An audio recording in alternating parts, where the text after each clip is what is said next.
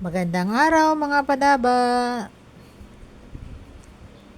Magluto tayo ngayon ng hamonadong hubad. Ayan, naglagay na ako ng pamintang durog sa karne. Kasim yan, may git kalahating kilo. Naglagay na rin ako ng toyo.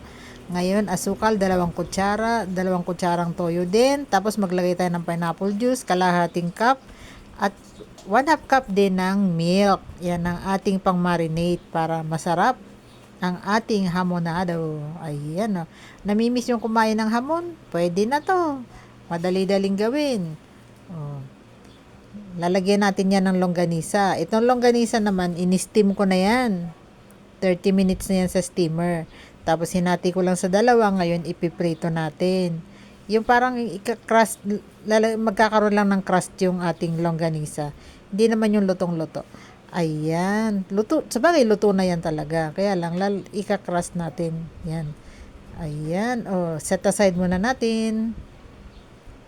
Para makapag-gisa na tayo ng bawang. Maraming bawang para masarap ang ating hamonado.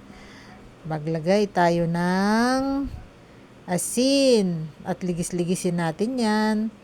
Para yung oil, yung garlic oil, sumama doon sa mantika. At ayan, maglagay tayo ng sibuyas. Maraming sibuyas kasi medyo may sauce yan eh. Kaya pag medyo saucy, dapat maraming sibuyas para masarap yung ating ulam.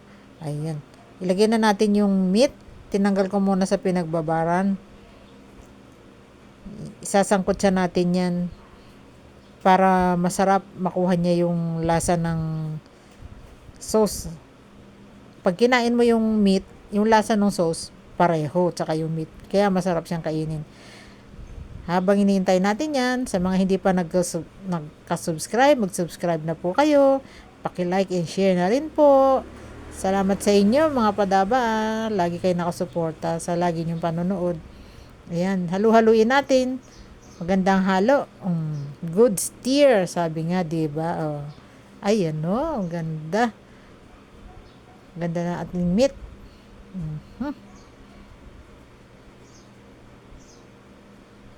Maglagay na tayo ng pinagbabara natin kanina ng meat. Ilagay na natin yung galing sa pineapple juice at saka sa gatas at saka yung mga ricado.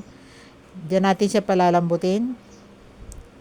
Magdadagdag pa ako ng tubig dyan. Mga kalahating litrong tubig.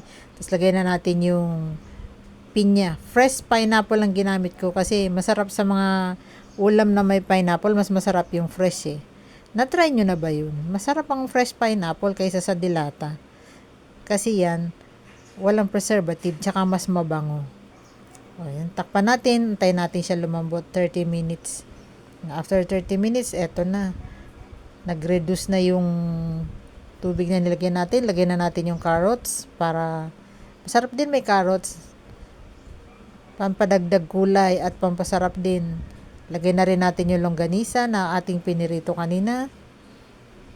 Haluin natin para well mix at sama-sama yung lasa niya. Ang bango mga padaba, ang sarap. Takpan uli natin para maluto yung carrots. 10 minutes after, eto na siya oh. Lumalapot na yung sabaw niya. Meron tayong nilagang itlog, ilagay na natin yung nilagang itlog. Tapos yung itlog, yung 3 piraso, hahatiin ko. Kasi para yung egg yolk, malusaw, sumama dun sa sauce. Ay nako mga padaba. Mamahalin nyo itong pagkain na to kasi masarap talaga siya. Luto kayo nito, try nyo, masarap. Ayan no. At malapot na yung ating sauce. Nagtiken na siya. Pwede na to. Titikman na lang natin siya kung okay na. Hindi wala lang tayong i-adjust pa. Halu-haluin natin para magsama-sama ng husto. At para masarap na masarap ang ating hamonado. Hamonadong hubad. Diba? Bango. Nagbigay ng ibang aroma yung longganisa na ating inlagay. Para kasing mas gusto ko longganisa kaysa sa hotdog. Pero kung gusto niyo ng hotdog, okay lang naman din. Tikman natin. Sarap. Approve. Thank you mga padaba sa lagi niyong panonood, lagi niyong pagsuporta. Hello mga padaba, ito na, tikman na natin yung ating nilutong hamonadong hubad. Oh, 'di ba? Ang karaniwan sa hamonado nakabalot. Tayo hindi na natin binalot 'yan. Hindi natin nirolyo.